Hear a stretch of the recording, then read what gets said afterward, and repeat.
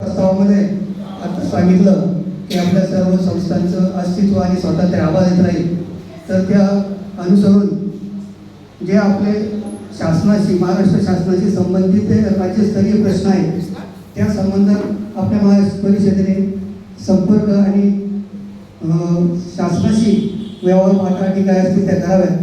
पण एखादी संस्था त्या लोकल विभागामध्ये काम करत असेल, जिल्ह्यामध्ये काम करत असेल, तर त्या संस्थेला त्यांच्या लोकल जर तिथं काही त्यांना निर्माण करायचं असेल, काही मदत हवी असेल, त्यांच्या ग्रामपंचायतीकडून पाहिजे असेल, त्यांच्या पंचायत समितीकडून पाहिजे असेल, त्यांच्या जिल्हा परिषदेपासून काही पाहिजे असेल, महापालिकेकडून जर काही मदत पाहिजे असेल, तर आर्थिक मदत पाहिजे असेल, तर ती संस्थेने त्यांचा स्वतंत्र पत्रव्यवहार त्या महानगरपालिकेला किंवा त्या पंचायत समितीला किंवा त्या जिल्हा परिषदेला करावा. पण जेव्हा राज्य सरकारकडे जर तुम्हाला काही मागायचं असेल, राज्य सरकारकडून तुम्हाला काही वाटाघाटी करायचं असेल, तर त्यावेळी महापरिषदेनेच राज्य सरकारशी संपर्क करावा आणि राज्य सरकारशी वाटाघाटी या महापरिषदेमार्फतच करावा, अशी भूमिका आपली असली पाहिजे. शरद साहेबांनी व्यवस्थित मुद्दा तो समोर आणलाय. स्थानिक मागण्या आपण वारंवार बोलतो की आपण राज्यस्तरीय मागण्यासाठी भूमिका चालवतो.